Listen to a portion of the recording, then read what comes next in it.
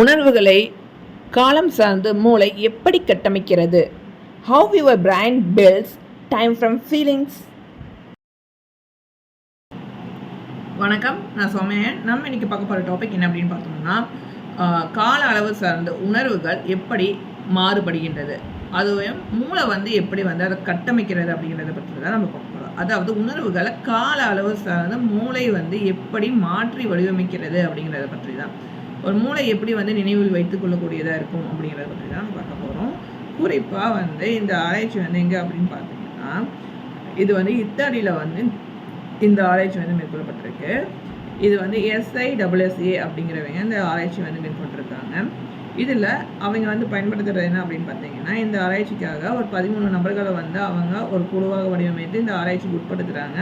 இந்த 13 நபர்களுக்கு ஒரு MRI ஸ்கேன் பார்க்குறாங்க. கிட்டத்தட்ட அது எப்படி எடுக்கப்படுது அப்படின்னு பார்த்தீங்கன்னா, 7 டெஸ்லா ஸ்கேனர் மூலமாக இது ஸ்கேன் பண்ணுறாங்க. இதுக்கு முன்னர் நடந்த ஆராய்ச்சிகள் என்ன சொல்லுது அப்படின்னு பார்த்தோம்னா, ஒரு மூளை இருக்கக்கூடிய மூளையில் பதிவாகக்கூடிய விஷயங்கள், அதாவது மூளை ஒரு உணர்வுபூர்வமாக இருக்கலாம், அல்லது நினைவாற்றல் சார்ந்து அது எப்படி இயங்குது, அது எப்படி நினைவில் வைத்துக் கொள்ளக்கூடியது அப்படின்னு பார்த்தா, நபருக்கு நபர் அது மாறுபட்ட தன்மை கொண்டதாக இருக்கும். அது ஏன் என்ன காரணத்தினால நபருக்கு நபர் அந்த தன்மை மாறுபடுது? ஏன் ஒரு சிலருக்கு அதிக காலம் நினைவில் இருக்குது, ஒரு சிலருக்கு குறுகிய காலம் தான் நினைவில் இருக்குது. ஆனால் ஒரு நினைவாற்றல் சார்ந்து ஒரு விஷயத்த ஒரு சிலர் வேகமாக நினைவில் வைத்துக் கொள்ளக்கூடிய, வேகமாக அது பார்த்த விஷயங்கள் அவர்களோட மூளையில் பதியுது. ஏன் ஒரு சிலருக்கு மெதுவாக அந்த விஷயத்தை நினைவில் வைத்துக்கொள்ளவே அவர்களுக்கு தாமதம் எடுக்குது. இந்த மாதிரியான விஷயங்களுக்கு காரணங்கள் இன்னுமே சரிவர கண்டுபிடிக்க முடியல. அப்படி இருக்கும் பட்சத்தில் தான் இவங்க ஒரு ஆராய்ச்சி மேற்கொள்கிறாங்க. குறிப்பாக கால அளவில் சார்ந்து தான் ஒரு மாறுபாடு நடக்குது. அந்த கால அளவு எந்த விதமான மாறுபாடை ஏற்படுத்துது அப்படிங்கிறத தெரிஞ்சுக்கிறதுக்காக இவங்க இந்த ஆராய்ச்சியை மேற்கொண்டு இதை ஒரு 3 வகையை வரிசைப்படுத்துகிறாங்க. என்ன அப்படின்னு பார்த்தோம்னா, முதல் வரிசைப்படுத்துறது என்ன அப்படின்னு பார்த்தீங்கன்னா, duration encoding. Second one duration reading. Third one duration categorisation. அதாவது ஃபஸ்ட் இருக்கிறது என்னன்னா, கால அளவு சார்ந்து பார்க்கக்கூடிய விஷயங்களை வகைப்படுத்துது. இரண்டாவது அடுத்து அந்த மூளை கால அளவு சார்ந்து பதிவு எடுத்துக் கொள்ளக்கூடாது, அதாவது நினைவில் வைத்துக் கொள்ளக்கூடிய விஷயங்கள், அதுதான் ரீடிங். இப்போ அந்த ரீடிங் அப்படிங்கிறது என்ன அப்படின்னா, இதில் இருக்கக்கூடிய சமிக்ஞைகள் கடத்தப்படக்கூடிய ஒன்று. நம்ம பார்க்கக்கூடிய விஷயத்த மூளை எப்படி இந்த சமிக்ஞையை கடத்துகின்றது, செல்களுக்கு எப்படி கடத்துகின்றது, அதை பற்றிய விஷயம் தான் இந்த செகண்ட் இருக்கக்கூடிய அந்த duration reading. Third one duration categorisation. அதாவது என்னென்னா, இது கிட்டத்தட்ட ஃபைனல் ஸ்டேஜுக்கு வந்ததுக்கப்புறம் அந்த செல்கள் எப்படி அந்த நினைவில் வைத்துக்கொள்ளக்கூடியதாக இருக்குது, அந்த நினைவு எப்படி கடத்தப்படுகிறது, எந்த நீண்ட காலமாக அல்லது குறுகிய காலமாக அல்லது மெதுவாக அல்லது அதிவேகமாக நினைவு வைத்துக் கொள்ளக்கூடிய ஒரு நிகழ்வாக இருக்கா அப்படிங்கிறதுக்கான ஒரு விஷயம் தேர்ட் ஒன் தான் கேட்டகரைஸ் பண்ணக்கூடியதாக இருக்குது. இதற்கான ஆராய்ச்சிக்கு கிட்டத்தட்ட இந்த 13 பேரை இதுக்காக உட்படுத்தியிருக்காங்கல்ல. இந்த 13 பேருக்கு என்ன மாதிரியான ஆராய்ச்சிகள் மேற்கொள்ளப்பட்டது அப்படின்னு பார்த்தோம்னா, இதுலேயும் பார்வை ரீதியாகவும் அடுத்து அந்த ஒளி கேட்கக்கூடிய விஷயத்தின் மூலமாக இந்த ஆராய்ச்சிகள் மேற்கொள்கிறாங்க.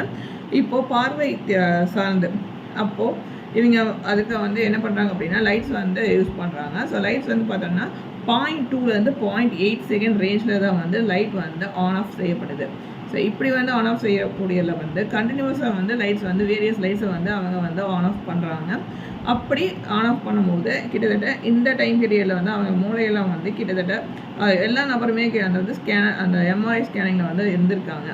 அப்போது குறிப்பிட்ட ஒலிக்கும் குறிப்பிட்ட சத்தம் கேட்கும் போது மட்டும், அந்த குறிப்பிட்ட நிறத்தை பார்க்கும் போதும் சரி, குறிப்பிட்ட சத்தத்தை கேட்கும் போது மட்டுமே என்ன ஆகுது அப்படின்னா, அவர்களோட மூளையில் செயல்திறன் மாறுபடுகின்றது. அதாவது மூளை விழிப்புணர்வு நிலையை அடையும் பட்சத்தில் மூளையோட 90க்கும் மேற்பட்ட பகுதிகளில் அந்த நியூரான்கள், அந்த நரம்பணுக்கள் என்ன பண்ணுதுன்னா, வேகமாக தகவல்களை கடத்தக்கூடிய செல்களுக்கு கடத்தக்கூடிய தன்மை கொண்டதாக இருக்குது. அப்படி வேகமாக அந்த தகவல்கள் கடத்தப்படுகிறது. அப்போது ஒவ்வொரு நபருக்கும் ஒவ்வொரு விதமான நிறம் பிடித்திருக்கும். ஒவ்வொரு நபருக்கும் ஒவ்வொரு விதமான சத்தத்தை கேட்கும் போது அந்த விழிப்புணர்வு நிலையை அவர்கள் அடைந்தவர்களாக இருப்பாங்க. அதாவது நபருக்கு நபர் விருப்பு வெறுப்பு எல்லாமே மாறுபடும். ஸோ இதன் காரணமாக அந்த தகவல் பரிமாற்றமும் மாறுபட்ட நிலையில் இருக்கக்கூடியதாக ஒன்றாக இருக்குது. இப்போ பொதுவாக இவங்க பார்த்த விஷயங்கள், அதாவது ஒரு ஒளி சார்ந்து ஒளிக்கற்றை இவங்க படித்த நேரம் 0.2 0.8 செகண்ட் ரேஞ்ச் தான். ஆனால் எல்லாருமே வந்து என்ன சொல்கிறாங்க அப்படின்னா, கிட்டத்தட்ட ஒரு அரை வினாடிகள் வந்து நான் அதை பார்த்துருக்கேன். 0.5 செகண்ட் ரேஞ்ச் வரைக்குமே அவங்க வந்து பார்த்ததா சொல்கிறாங்க. அவங்களுக்கு எந்த நிறம் வந்து அவர்கள் மிகவும் உற்று நோக்குனாங்களோ, எந்த நிறம் வந்து அவர்கள் பார்க்கும்போது அந்த மூளையோட 90க்கும் மேற்பட்ட பகுதிகள் வேகமாக இயங்கியதோ, அந்த தருணங்கள்ல இருக்கக்கூடிய அந்த ஒளி வந்து 0.5 செகண்ட்ஸ் இருந்ததா அவங்க மூளை வந்து அதை நினைவில் வைத்து கொண்டதாக இருக்குது.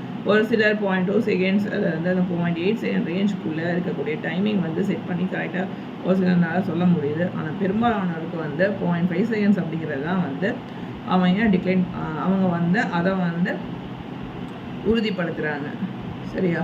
அடுத்து இதில் வந்து என்ன அப்படின்னு பார்த்தீங்கன்னா, இதற்கு பின்புறமாக இயங்கக்கூடிய அந்த மூளையில் வந்து இந்த செல்களுக்கு எப்படி வந்து தகவல் பரிமாற்றம் நடக்குது நரம்பணுக்கள் மூலமாக, அந்த நரம்பணுக்கள் எப்படி வந்து அந்த சமிக்ஞைகளை வந்து கடத்தி செல்கின்றது அப்படின்னு பார்த்தோம் அப்படின்னா, ஸோ பார்வை ரீதியான ஃபர்ஸ்ட் ஒன்று வந்து என்னென்னா, பார்வை ரீதியாக வந்து அதாவது ஸோ பார்வை பகுதிகள் வந்து அதன் மூலமாக வந்து பார்க்கக்கூடிய விஷயங்கள் வந்து மூளைக்கு வந்து கடத்தப்படுகிறது. அதப்போ மூளையோட பின்புறமும் காதோடைய மேல்புறம். அடுத்து வந்து என்ன அப்படின்னு பார்த்தோம்னா, அதில் ப்ரிமோட்டர் கார்டெக்ஸ், அடுத்து பேரிட்டல் பகுதி, இந்த எல்லாமே வந்து என்ன பண்ணுதுன்னா, அடுத்து வேகமாக அந்த பார்க்கக்கூடிய அதுலேருந்து அந்த வரக்கூடிய அந்த சமிக்ஞையை அடுத்த கட்டமாக இதிலேருந்து பாஸ் ஆகி அடுத்து வந்து என்னென்னா மிடில்மன் வந்து நடுப்பகுதிக்கு வந்து அது வந்து அனுப்பப்படுது. நடுப்பகுதியில் தான் வந்து என்ன பண்ணுதுன்னா ரீடிங், அந்த டியூரேஷன் ரீடிங் அப்படிங்கிற ஒரு விஷயம் நடுப்பகுதியில் தான் வந்து நடக்குது. அதுக்கடுத்து இங்கே இருக்கக்கூடிய சமிக்ஞையில் வந்து மூளையோட முன்பகுதிக்கு வந்து அனுப்பப்படுது. மூளையோட முன்பகுதியில் வந்து புரணி, அப்புறம் வந்து இன்சுலா, அதுக்கப்புறம் இந்த எஸ்எம்ஏ பகுதி, இது எல்லாமே வந்து கணக்கில் எடுத்துக்கிட்டு கிட்டத்தட்ட அந்த மூளையில் அது ஒரு பதிவு செய்யப்படுது. அப்போது நினைவில் வைத்து கொள்ளக்கூடிய இடத்துக்கு அது தகவல் வந்து அடையுது. குறிப்பாக இந்த மூளையோட பின்பகுதியாக இருக்கலாம், அப்புறம் நடுமைய பகுதியாக இருக்கலாம், இதெல்லாம் வந்து இதற்கும் இது வந்து சேர்ந்து இயங்கக்கூடிய தன்மையில் இருக்குது. இதில் வந்து சமிக்ஞை வந்து பகுதிக்கு வந்து செலுத்தப்படுவதில் வந்து இருக்கக்கூடிய விஷயம் வந்து அப்படியே தனித்து இயங்கக்கூடியதாக இருக்கும். முன்புறம் பகுதி வந்து வேகமாக முடிவெடுக்கக்கூடிய தன்மைக்கு ஏற்ற போன்று அது வந்து ஒரு தனிப்பட்ட பகுதியாகவே இயங்கக்கூடியதாக இருக்குது அப்படிங்கிறத இந்த தகவல் வந்து அவங்க நமக்கு சொல்கிறாங்க. இது ஒவ்வொருத்தருக்கு வந்து ஒவ்வொரு விதமான, ஒரு சிலர் வந்து பார்த்த அந்த குறிப்பிட்ட நிறத்தை பொறுத்த வரைக்கும் அவங்க நல்ல நினைவில் வந்து இந்த நிறத்தை பார்த்ததை வந்து சொல்கிறாங்க. அடுத்தடுத்து அவங்க வந்து என்னென்ன நிறத்தை பார்த்ததையும் வந்து ஒரு சிலருக்கு வந்து நினைவில் வைத்துக்கொள்ள முடியுது. ஆனால் ஒரு சிலருக்கு அவங்களுக்கு ரொம்ப பிடித்த ஒரு சில நிறத்தை மட்டும்தான் அவங்க சொல்கிறாங்க, ஸ்பெசிஃபிக் கலர் மட்டும்தான் சொல்கிறாங்களே தவிர எல்லா கலர்ஸையும் வந்து அவங்க சொல்லவே இல்லை. அதே மாதிரி ஸ்பெசிஃபிக் குறிப்பாக என்ன ஒலி கேட்கப்பட்டதோ அந்த ஒலி, அவர்களுக்கு எந்த ஒலியை கேட்கும் போது அவர்களுக்குள்ள ஒரு புத்துணர்வு ஏற்பட்டுச்சோ அந்த ஒலியை மட்டும்தான் அவர்களால் நினைவில் வைத்துக்கொண்டு அதை மட்டும் சொல்ல முடிஞ்சிருக்கு. ஸோ கண்டினியூஸாக கேட்கக்கூடிய பல விஷயங்களில் நம்ம ஏதோ ஒரு ஸ்பெசிஃபிக்காக நம்ம எது ரொம்ப ஃபோக்கஸ் பண்ணியிருக்கோமோ அதை வந்து நம்மளால் நினைவில் வைத்துக்கொள்ள முடியும் அப்படிங்கிறதையும், இது தொடர்பான விஷயங்கள் ஏக்கு என்ன மாதிரியான நினைவாற்றல் இருக்குமோ அது வந்து பிக்கு கிடையவே கிடையாது. ஒரே மாதிரியான கலர்ஸை பார்க்கும் போதும் சரி, ஒரே மாதிரியான விஷயத்தை கேட்கும் போதும் சரி, நபருக்கு நபர் அந்த சிந்திக்கக்கூடிய திறனாக இருக்கலாம், உணர்வு திறனாக இருக்கலாம், அது வந்து மாற்றம் கொண்டதாக இருக்கும். இதில் பொதுவாக வந்து அவங்க என்ன டிஸ்கஸ் பண்ணியிருக்காங்க, அந்த நடுமைய பகுதி என்ன மாதிரியான விஷயங்களை வந்து கொண்டதாக இருக்கும் அப்படின்னு பார்த்தீங்கன்னா, குறுகிய, நீண்ட, அப்புறம் வேகமான, இந்த மாதிரியான விஷயங்களை வந்து செயல்படுத்தக்கூடியதாக அது வந்து நடுமைய பகுதி வந்து இயங்கக்கூடியதாக இருக்குது. பெரும்பாலும் வந்து நினைவாற்றலை வந்து பதிவு செய்யக்கூடிய இடங்கள் வந்து நடுமைய பகுதி தான் இயங்குது என்பதையும் வந்து அவங்க வலியுறுத்துகிறாங்க. ஸோ இன்றைக்கி நம்ம பார்க்கக்கூடிய விஷயங்கள் அல்லது கேட்கக்கூடிய விஷயங்கள், ஒரு பார்க்கக்கூடிய ஒரு நிறமாக இருக்கலாம் அல்லது கேட்கக்கூடிய ஒளியாக இருக்கலாம், இதை நம்ம எந்த மாதிரி வந்து நம்ம நினைவில் வைத்துக்கொள்கிறோம் அப்படிங்கிறத பற்றி தான் நம்ம இன்றைக்கி பார்த்தோம். அதுவும் குறிப்பாக கால அளவில் இருக்கக்கூடிய மாறுபாடு தான் இதை மூளையை வந்து நினைவாற்றல் சார்ந்து கட்டமைக்கக்கூடியதாக இருக்குது. இதில் மிக முக்கியமான ஒரு விஷயம் கால அளவு அப்படிங்கிறது தான் சொல்கிறாங்க. இந்த கால அளவு சார்ந்த விஷயம் எப்படி ஒரு நேரத்தை கட்டமைக்கிறதோ, அந்த நேரம் தான் மூளையை வந்து நம்ம நேரம் கட்டமைக்கிறதுன்னு சொல்கிறாங்க. குறிப்பாக அனைத்து விஷயங்களும் நம்ம நினைவில் பதிய வைத்துக் கொள்ளக்கூடியதற்கு நேரம் எடுக்கும் அப்படிங்கிறது தான் சொல்லப்படுது. இன்றைக்கு நாம் என்ன தெரிஞ்சுக்கிட்டோம் அப்படின்னா, உணர்வுகள் கால அளவு சார்ந்து எப்படி மாறுபடுது, அதை மூளை எப்படி கட்டமைக்கிறது என்பது பற்றி நம்ம இன்றைக்கி தெரிஞ்சுக்கிட்டோம். அடுத்து நம்ம வேறு டாபிக் பற்றி டிஸ்கஸ் பண்ணுவோம் நெக்ஸ்ட் வீடியோவில். Signing off Soumya. அண்ட் இந்த வீடியோ பிடிச்சிருந்தா லைக் பண்ணுங்கள், மறக்காம சேனலுக்கு சப்ஸ்கிரைப் பண்ணுங்கள். இது யாருக்கு யூஸ்ஃபுல்லாக இருக்குமோ அவங்களுக்கு ஷேர் பண்ணுங்கள். பாய். தேங்க்ஸ் ஃபார் வாட்சிங்.